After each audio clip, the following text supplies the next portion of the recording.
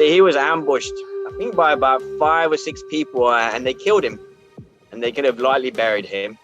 And they began to announce from the mosque, we have killed the man who's been coming here teaching falsehoods. This was announced in the mosque on the Friday. Well, 3 days later, this guy is raised from the dead. Hi, and welcome to Raw Mission, the podcast where we bring you challenging and inspiring stories of ordinary folks sharing the good news of our extraordinary God in some of the toughest parts of the world. I'm Matt, your host for this podcast, and in today's episode I'll be talking with Paul, who spent years working amongst Muslims in Lebanon and Egypt. He currently oversees a team seeing extraordinary fruit in Ethiopia, and it's a pleasure to have him with us today to share some of his story. Hi Paul, it's really good to be with you today. It's a real privilege to interview you today, to talk to you, to hear your story. I'm really excited. I'm looking forward to hearing some of your life and your stories. I mean, we've known each other a few years now, but to be honest, I probably have never gone back to the beginning and heard some of your early years and some of the experiences that have formed you and how God was at work in your heart, giving you a heart for the nations and for his kingdom around the world and so on. So yeah, let's start there. Tell us a little bit about your family and your upbringing and how that shaped you in the early days. Right. Well, you might be able to pick up very quickly from my accent that it's not the traditional English accent. That my parents were British, and that's partly because, I was born in the Republic of Colombia, and my parents worked there 20 years. I spent kind of the first 10, 11 years of my life there. That's kind of all I knew. And so I guess in relation to your question, how that shaped me, I was kind of birthed in it in some ways. That's awesome. So you've grown up in that kind of environment of mission and gospel and living in difficult countries too. Colombia. I mean, I don't know much about Colombia, but we hear stories of drug cartels, I suppose, and violence. But I don't know how current that is. But certainly as you grew up, did you have stories that you were listening to or violence that you saw with your own eyes? I mean, I didn't really get to see violence. My parents kind of protected me from it, but I was kind of aware of it. A lot of the other workers there were widows. And I remember one particular lady, she pretty much lived her whole life there. Mm-hmm. And I knew that she was a widow, and her husband, they'd put broken up glass in his food, and it was just going to shredded his inside. Gosh. And he just died a painful death. But like I said, this seemed normality, this idea that following Jesus involved a cost. It's only maybe as I look back on it, I realized these things. And those other stories, which I didn't know. Many years later, I asked my dad to share his stories. And there's a number of stories where he avoided being lynched a few times. He was meant to be going up into the Andes one day, and he could not get his Jeep to work. Everything was in the right place, and he just couldn't get it to work. And it was so disappointing. And it was weeks later when he managed to go up into the remote areas of Andes. And he went to apologize to these kind of new believers who'd heard about Jesus through radio, because that's one of the main ways that people responded to the gospel in those days. And they were like, why didn't you come? And my dad was apologizing. They're like, no, we're so thankful you didn't come. They'd heard that you were coming. They were waiting for you to lynch you.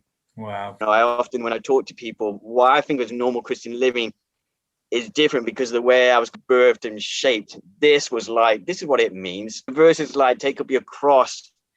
It's not just a nice little phrase and you can describe it, as a weapon of torture and so forth. You meet people who have died and have suffered in a number of different ways in a country as a child, not just as an adult. So that kind of shapes the way you think, it means to follow Jesus.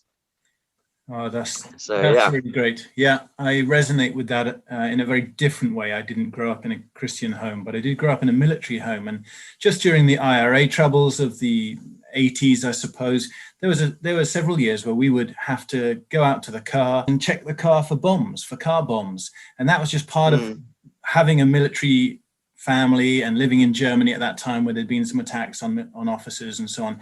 And so you just grow up with danger and checkpoints and people with weapons and so on. And I always look back and think, I think the Lord prepared me for a life in Pakistan of checkpoints and military and guns and so on. And it didn't freak me out because that was part of my normal background and childhood and so on. So I think it's wonderful to see how the Lord prepared you through your family and their courage and boldness and experience to then yourself later go overseas and to no doubt some pretty harrowing situations too, which we'll come on to. So you came back to the UK from Colombia. Yeah. Following on from that, how did that then lead into a call to go overseas? What did that look like for you? Most of my friends, all we talked about was planting churches in the UK, which might sound strange, maybe not the normal conversations, but the people I was hanging around with and the culture of a church we were in, that's what everybody was talking about. And so I had this sense that overseas, one of the things that first attracted me to my wife, Katie, was she was somebody that came a few years after me to our church. She's slightly younger than me, than 2 or 3 years. But she was interested in kind of church planting, but not the UK. And so that kind of stood out to me. And so that kind of indicates somewhere where my heart was. So I began to think more in my late 20s. I began to maybe explore it more. I don't think anything particularly kind of got it started. I think it was there, but God wanted to work with me in the sense of how to learn and to live with other people rather than being this loner and all those other things which I look back on. And so I thought, well, maybe it's Colombia. You go back to what you know. And I knew Spanish, obviously. And so I was due to go to Colombia on a kind of vision trip. So I kind of raised the money. I had everything set up. I was going to go with some churches from the States who had a focus on Colombia with my denomination. I still cannot remember to this day, but it got cancelled. And so I had this money still. And my pastor and our church, we had an internship program. We had about 10 people on it. And as part of that, we had promised people that we would do a overseas missions trip. And they were getting pretty desperate because the only option they had at that point in time was Ireland. And for most people, going to Ireland is not exactly going to an exotic place for your mission trip, however beautiful Ireland is. Yeah. But there was a guy called Carl Medeiros, and he happened to be in the UK, and he had connections with our church. And he heard maybe about this dilemma, shall we say. And he said, oh, come out to Lebanon. And so we went, yeah, thank you. Yeah, that solves our problem. Nice. So everybody was going to be going to Lebanon, these kind of 10 people and a couple of the people on staff. And I was going to be going to Colombia. Well, Colombia, as I said, fell through. So the pastor said, why don't you just come with us? And I went, yeah, okay.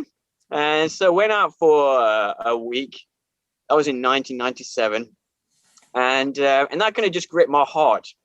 In some ways, it sounds a little bit strange, the whole grip my heart and sense of Muslims and what a great need there is to share Jesus amongst them. And in some ways, it's strange when I look back at it, because my best friend at university was a Muslim background believer. The school I went to when I was a child, before I went to university, half my friends were Muslims. And so I had that background. We'd had many kind of discussions, arguments, change of opinions on different issues.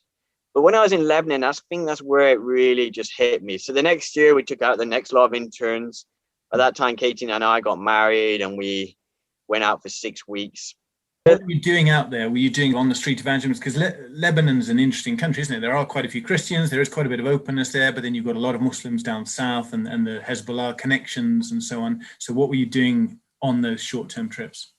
Yeah, no, that's true. So the first trip, we went on to what's called the American University of Beirut. And like many universities, particularly American ones, a lot of people that are there can speak English. So I didn't need any Arabic. And we just went around with a basic kind of questionnaire. I actually used to do at university. What's your name? What you're studying? What year are you in? What do you think is the meaning of life?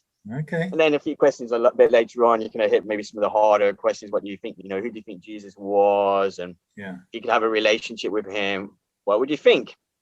And as a result of this, we gathered. We had this kind of, I can't remember the exact days, something like Monday to Friday, going out onto, in the morning, taking time to pray, worship, in the afternoon, going out on the campus.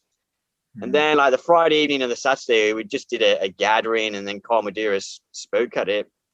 And from that, a group of students just began to gather just to study the Bible. And as you said about Lebanon, it's a kind of weird mix. So you have Christians, you have Muslims. There's even something called Druze. You're going to have to look that up if you're listening to this.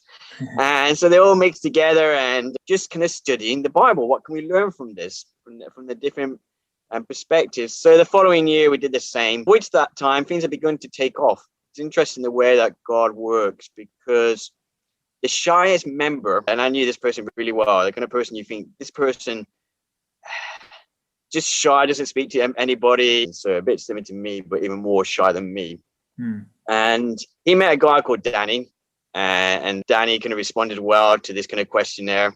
And Danny, being a good Arab, invited not just this guy Neil, but invited the whole team, which meant inviting Carl as well, to his house for a meal. And so obviously you tend to connect with people who are similar to you. So we're all kind of like Danny's age and a little bit older. That's many years ago because I'm no longer that age. But Carl Madeira's connected with his dad. And Danny's journey came and went, like a lot of people in relation to God.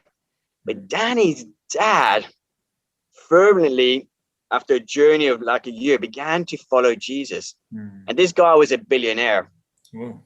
And so by the time we started going back later, and Katie and I, let alone as we might talk about a little bit long term, there was this kind of gathering of billionaires who are Muslims who are beginning to rearrange their lives around the principles and the teachings and the person of Jesus. Wow, that's awesome. And it's fascinating how birth at that point is probably the most successful thing, because it was a natural thing. It wasn't one of these things where this person begins to follow Jesus, this person.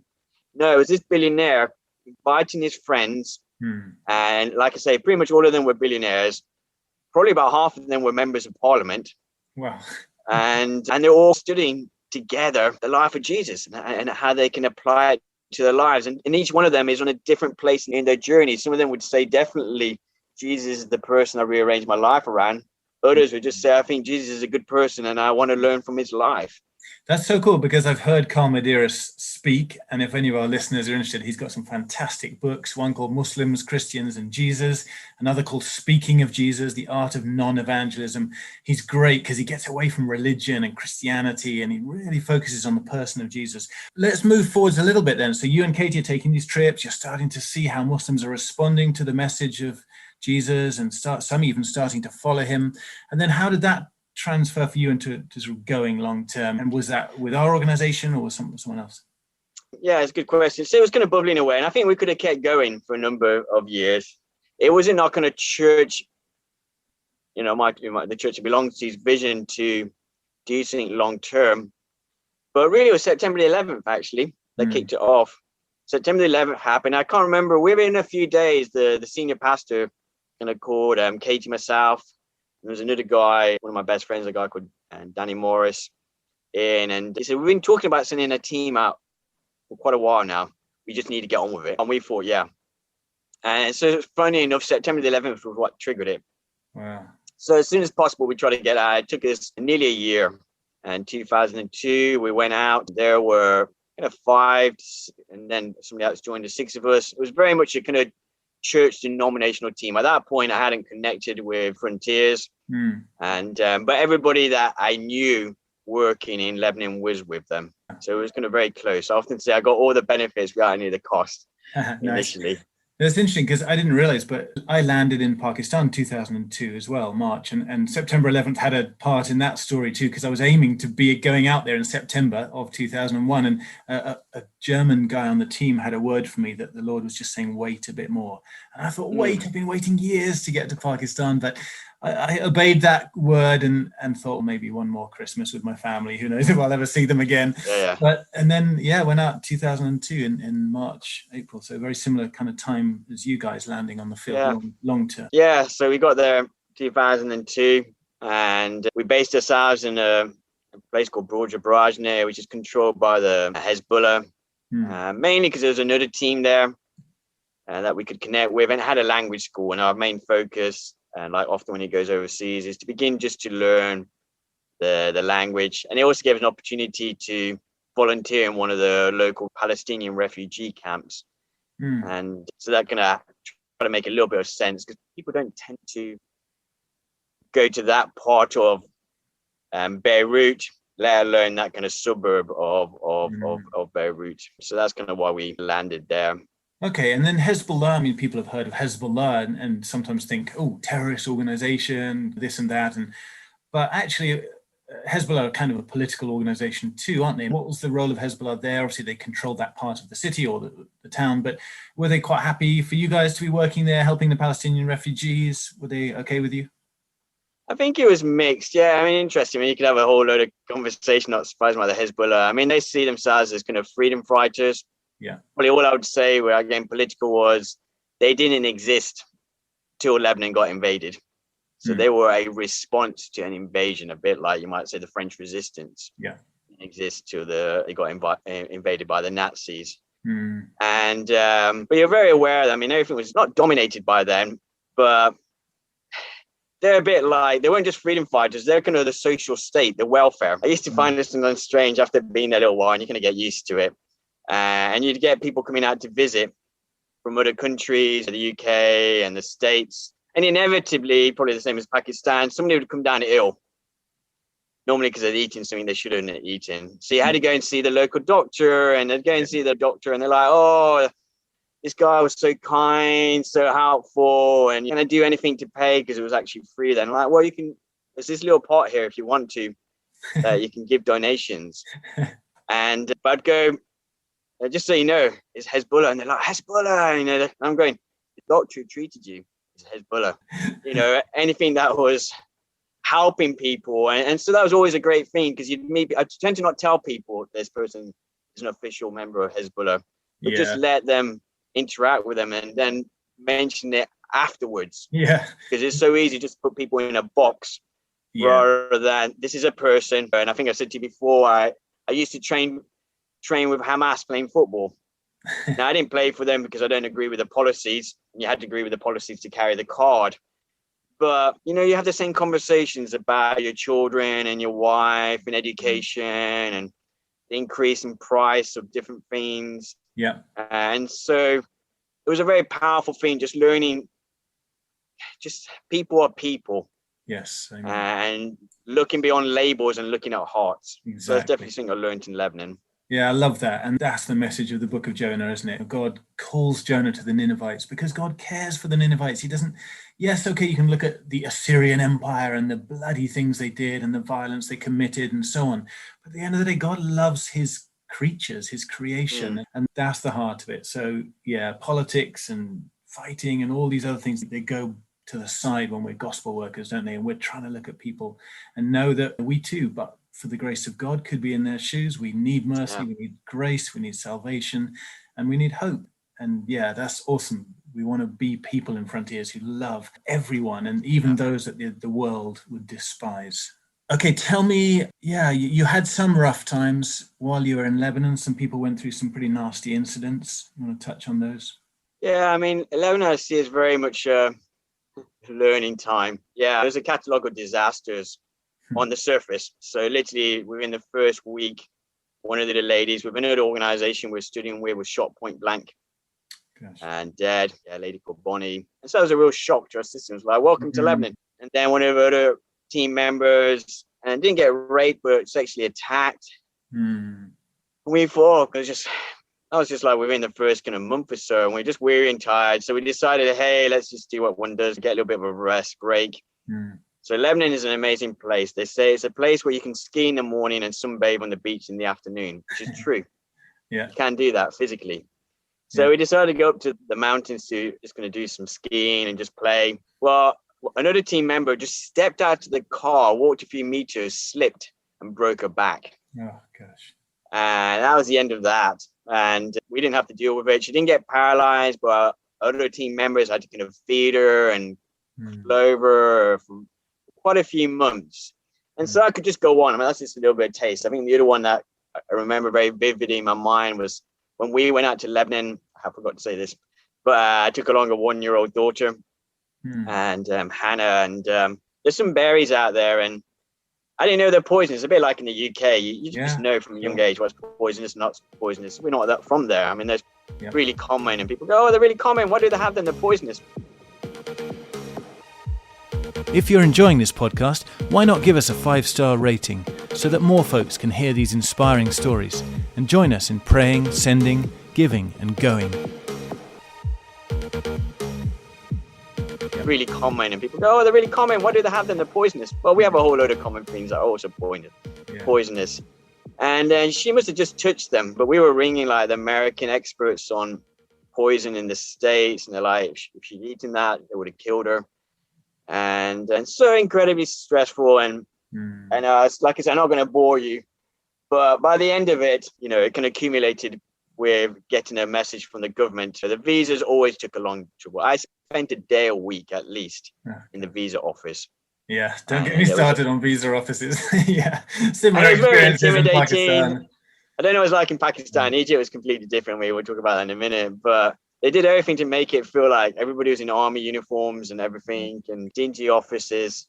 And they gave us 10 days. We did a week or 10 days. I can't remember. It was all a bit of a blur to leave the country. Yeah. And so that was stressful enough, but it wasn't just us. There was probably about 40 or 50 workers that did what's called a purge. Sometimes this happens when a lot of workers get kicked out at the same time. Yeah. So we had all these things, because normally when somebody leaves, and you'll know this, you kind of sell things or you pass things on to other workers. Well, nobody wanted to buy anything because nobody knew whether they were going to be the next to go. Oh, boy. And so it was really stressful. And we were expelled, but our daughter wasn't. And they still had her passport. While ours had been stamped with leave, and we're like, we can't leave without our daughter. The list goes on. But it was all incredibly stressful. But ultimately, I remember it. My wife still looks back at it with some sense of pain. For me, I kind of look back at it. Maybe it's just been a bloke thing, a little bit of humor. I never been through an airport so fast. Because we were met at the airport by the government officials. They had their passports. We didn't have our passports. Yeah. They walked us all the way through the airport, straight onto the plane. Wow. Everybody else was already sat down on the plane, and they gave us our passports. And I still kind of embarrassing. Really imagine all these people on the plane thinking, "Who are they, and what have they done?" Yeah, what have they done wrong? That's interesting. We've both been expelled from countries, and we were given the same. We were given a week to leave, and it took us 10 days to get organized and get out of there. But we weren't escorted to the airport. I don't think we're blacklisted. So it sounds like yours was a bit more intense than ours. And gosh, yeah. How did you process that as a team and as a family? How did you see the hand of God in any of that? Were you just, I don't know, big mess, just move forward? Yeah, I don't know. I think things have changed. You're aware as an organization, we have grown enormously in support. It's not a judgment for what was there at that time. We were just small. Yeah. And so there wasn't both, I think, as an organization. By that time, had connected a lot more with Frontiers, all the regional conferences. Frontiers were in Lebanon, so we knew lots of people. And normally some of the people you process with are with people who are kind of there, but they were also being expelled. So they were also just dealing with their own pain. And who knows whose pain is greater? Some people had been there 20, 30 years and been asked to leave. Yeah. So they got a lot more stuff to process, but they had a lot more people they could process with. Yeah. And so we just came back to the UK for a year. My wife was expecting a second child. And we didn't want to move on. We didn't feel time was up. Probably just processing was maybe just space. Yeah. And time. I just had I worked for a year for Premier Christian radio station. Okay. So it was kind of like nice and easy. All I had to do was listen to talk after talk and edit it, and that's another conversation. But it was just a nice, easy environment where I got lots of Christian input. Yeah. And we're not having to push myself in any way. The church was great at that time in supporting us. Because when we were kicked out, it was hard. We were the first 6 months when we were just floating in England, not knowing what happened, why we were kicked out, what could we go back? Are we blacklisted? What's going on, God?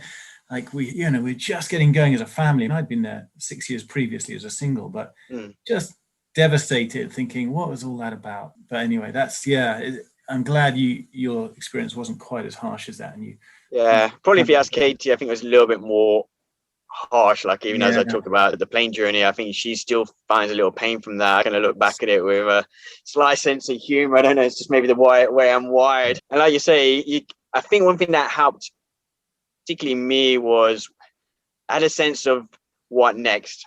And I think that always helps, particularly for men, having a sense of purpose and reason. And God in his graciousness, the week that we were getting expelled was a week when everybody working with Frontiers in the Middle East was in Lebanon. And I remember looking around, knowing that we were getting expelled. It's going to be a bit weird. I'm trying to deal with stuff, interacting with this conference, but at the same time trying to deal with stuff down our home, which is like another hour down the mountain, this monastery. But one of the things that people had said, why we had survived, shall we say, so well for all our batterings in Lebanon was because we were a church-based team. We were so close. So that idea of community was really important. And so as we're looking ahead, what next? We were actually looking around and we thought, who do we get on with? That sounds strange. And as you know, and we'll go into maybe in a minute, we ended up in Egypt. And people often say, did you get called to Egypt? And I was like, no, I was called to a family that happened to be working in Egypt. Oh, yeah. And then when I was there, my heart grew. It wasn't like I had a dream, go to Egypt. It was like to work overseas for me, and I think maybe for a lot of people, is the people. Yeah. It was the relationship, and we thought we really got on with this family. So we knew that possibly we might be going back to, there's a couple of places. I often joke, we could have ended up in Basra, Iraq, or we could have ended up in Alexandria, Egypt. We ended up in Alexandria, Egypt. But while we're in England, in that context, it helped knowing that there was something to to look forward to. You're going to go to, as you went to churches, people, as you will know when you get expelled, what are you going to do next? What's God saying to you? And you're like, and it's hard if you don't know. So how are you going to say, we're not sure, but we got this. Yeah, we did a whole trip to California where everyone's asking, so now what? And we don't know. It's just happened. We haven't had any time and you got little kids and oh gosh, yeah. But no, that does help when you know what's to look forward to. Then it can help you process big time. It's interesting that you talk about calling to a team or to a group of people, because I always had a strong kind of nation focus, Pakistanis, South Asia. And it just came into focus more and more for me. And I love South Asia. I come alive when I'm in India or Bangladesh, Pakistan for me. But Jess, when she got called, so my wife, she met a team of people that were heading for the Muslim world. And she just said, I love these people. I'm going with you guys. And it was like that Lord of the Rings line. Where are we going? That's by the by. It doesn't matter. I just love you guys. I'm going to come with you. And calling works in so many different ways. So it's good for people to hear that, because sometimes it's a job that you follow and it ends up in Saudi or North Africa or something. Okay, so what was it, a year then back in England, and then you ended up going long-term to join a team in Alexandria or start your own? Exactly a year to the day, funny enough. And we were going out to join a team that led by a couple that had been there a number of years. The idea was that they were in transition, that within a few years we would take over. And I've been around enough environments like this to know once something starts, it always goes faster. Yeah. So like within 6 months, we'd taken over and a couple had left. And there was a number of other people on that team, but they were also in transition. But again, I see God's hand, because some of those guys that were there, we had a guy who was from another organization who was just working with our team at that point in time, doing some research. And he's one of the leading experts on Islam, pretty much knew the Quran by memory. And I I hadn't come through Frontiers. And I hadn't been for any really formal training. I had my training from reading books because I love to read books. But just having somebody there who spent years overseas, actually in places like India and a little bit in Pakistan as well, just drawing on his knowledge and his expertise and his wisdom. It was a real learning time for me. But inevitably, within about a year and a bit, he had finished his research and moved on and just left Katie myself.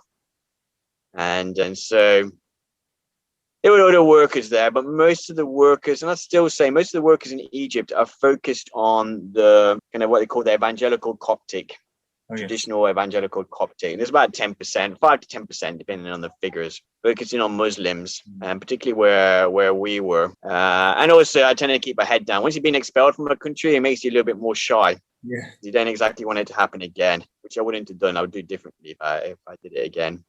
Yeah. But so we needed to recruit people. And so we just began to, my background, like I said, is training and equipping. And I kind of realized there was a niche. It's funny now looking at how organizations change. But when we went out, people said, come out 5, 10 years. And we realized that some people needed a little bit more of a short stepping stone, maybe like a year. So we set up a training program, and we were incredibly popular because there was nothing really like that in our part of the world. And so we began to get people out. But kind of 4 or 5 years into that, for a variety of reasons, I managed to burn myself out. One of them was that I was too nice. Maybe people a bit similar to you, Matt, would say, hey, can you have so-and-so for 3 months? And I'd be like, yeah. And somebody else would say, can you have this for 6 months? And so people are coming and going. You're like a hotel, and I'm the only one that can speak Arabic, so I have to sort everybody's electricity, gas. The ratio of some new person turning up and the house is got set up for them was perfect before they arrived. Within a week, 2 or 3 things had gone wrong, and just a variety of things. But I kind of got to this stage where I'd burnt myself out. I think people think the impact of short-term visits can have on a long-term team, because it is a lot of work. I mean, it's worth it. I think short-term visits are so important on your long-term journey, but it can have a draining effect on the long term as we're trying to get established. Yeah. it's more the way I set it up. I learned actually later on a better way of doing it. You set parameters. My boundaries, if you're familiar with the book, there's a good book called Boundaries, Henry Cloud. My boundaries weren't great. I was just kind of like, I just love people. I want to see more people on the field. I want to train and equip. Yeah, let's just do it. And I'm wired. I'm good at training and equipping. I was working in my element. Like I said earlier on, I'm not the natural person people would think would be good overseas. I'm an introvert. I find it hard to speak to people. People think, oh, you're good at speaking. But I'm very different. I can speak in a church, no problem. I can speak in training. But small talk, I find incredibly hard, to get the conversation going. And so after your burnout, you came back to England or back to the UK, and you had a bit of time of growth there, personal growth and learning, and just, a different relationship with God emerged out of that time? Yeah, I often say I hated the burnout. I won't bore you with the details. I think the worst thing I had was something called night sweats. If you never had it, you don't want it. And if you have, exactly what I'm talking about. And it was just hard, not just for me, but like any of these things, it had a knock-on effect on the family as well. All these things affect not just yourself. It might sound strange, and some of you maybe listen to this might find strange. I say I met Jesus when I was 5. I met the Holy Spirit when I was 11. I met God the Father when I was 38. And again, that might, that's maybe another conversation. But let's just say I began to learn about that I'm really a child of God. And I knew the answer. If you asked me, who are you? I know the verses. I'm a child of God. But I began to live from that place. Just knowing who you are and coming out of that place of security and his sovereignty, his control. Nothing can happen to us. And that people say to us, why do you go and work in dangerous places? People said it to us in Pakistan. Is it safe out there? Of course it's not safe, but actually, if you're walking with the Lord in that place of his protection and love and sovereign control over your life, then there is nothing to fear. Whether it's the constant threat of visa expulsion, not getting your visa and so on, or more serious, dangerous things that we'll come on to in other podcasts, I'm sure, with other people too. But that's such a good word to kick off this series on. Thanks. We could talk a lot more. Let's just briefly say how your ministry in terms of praying for the sick and so on has developed over the years. Yeah, I mean, that very much links in, some of my background. And that was a major shift. This kind of shift in kind of identity and authority, not just from my head, but it's like living from that place. Probably one of the most natural workings of it is, if you look at the life of Jesus in the Gospels, he preached the good news, proclaimed the good news, and demonstrated it. And so I'd kind of done the proclaiming with different ways and trying different ways of doing it. But I wasn't exactly trying to demonstrate it. If I did, it was kind of like a token, I should pray for you. But I think as I got a greater understanding of who I was, in some ways I began to do the same things, but maybe with a greater level of sense of expectation and faith. And people began to get healed. And I realized there's an easy way of just opening doors. As a foreigner, you can get away with pretty much anything. You play the foreigner trick. I remember going to the electricity place to pay, and I kept going back for 2 or 3 days because I kept having problems. And eventually I can't remember if this was before the visa place, but I said, I keep coming back to this place. There must be a reason. We all believe that God has a purpose and a reason for stuff. And therefore, what's the reason? I believe in Jesus and he heals people. So is anybody here in this electricity place that needs healing? And normally there'll be somebody, because there's always somebody. True. And then sadly in Egypt, and because of their diet, if I can just say anybody got diabetes or anybody's got a bad back, I don't need like a word from God. I just need common sense to get that. And then people go, oh yeah, I got that problem. Can I pray for you? And people began to respond. Even in relation to the local mosque, I'll often go to the local mosque. We moved a few times within Alexandria, and I'd go introduce myself to them. And I'd say, hey, you have an awesome responsibility, because I know that people can't afford it. They don't have NHS. So often they would go to the mosque either to get prayer, or they would can they give them some money to pay the bills. And I'd say, hey, I'm here as a foreigner. I'm not going to pay anybody, give any money. That's just a tricky road. But I said, if anybody comes to this mosque and they need prayer for healing, feel free to ring me. And so that can open a lot of doors, particularly as one of the guys had cancer, and I prayed for him and he got healed. And so he was a great advocate in his mosque if anybody needed stuff. So that can open doors, it can open conversation, opportunities to chat. And that's kind of carried on. As you know, I'm back in the UK now. And I still kind of go overseas, just training people, particularly in Ethiopia, where I do a lot. We train people in the morning, and in the afternoon they go out proclaiming the good news. But predominantly because of seeing people get healed, more in Ethiopia than I didn't see anything really in Egypt, but praying for people that needed deliverance, and a couple of people that they've raised from the dead. It's just opened people's lives, and sometimes even whole villages, to respond to the good news of Jesus. That's stunning.